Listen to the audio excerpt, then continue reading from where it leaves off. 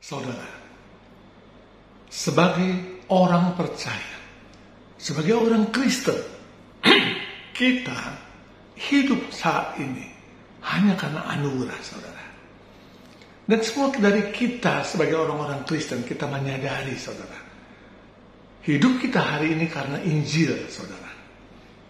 Tetapi, bagaimana kita menyikapi Injil itu di dalam kehidupan kita, saudara? Apakah di dalam hidup kita itu sungguh-sungguh kita menyatakan Injil yang sudah merubah hidup kita menjadi diri kita yang sekarang ini? Artinya, saudara, bagaimana kita menghidupi Injil yang sudah ada di dalam diri kita, dan bagaimana Injil itu hidup di dalam kehidupan kita.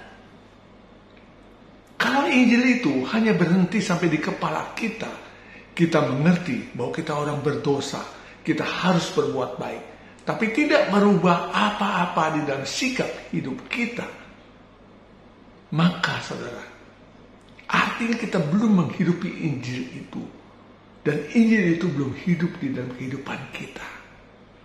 Kalau Injil itu sudah masuk dalam diri kita, saudara, sebagai orang-orang percaya, maka kita akan melihat betapa banyak orang yang hidup mereka masih jauh dari Injil Tuhan.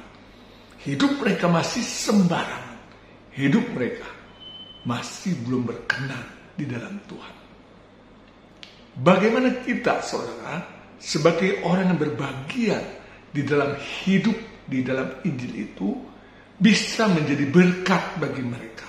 Artinya, saudara, mari kita hidupi Injil itu di dalam kehidupan kita, dan biarlah Injil itu hidup keluar.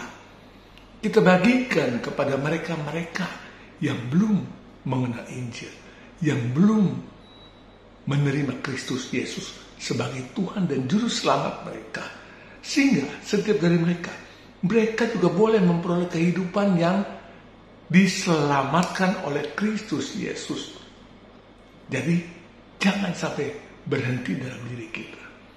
Nah, saudara, itulah panggilan kita sebagai orang percaya. Dan itu yang harus kita hidupi seumur hidup kita. Bagaimana kita merespon Injil yang sudah mengubah hidup saya. Dan biarlah saya hidupi itu dan bawa kepada orang lain agar mengubah kehidupan orang lain juga. Saudara, itulah menjadi tugas kita di dalam dunia ini. Mari, saudara, kita hidupi Injil, dan biarlah Injil itu hidup di dalam diri kita. Tuhan berkati.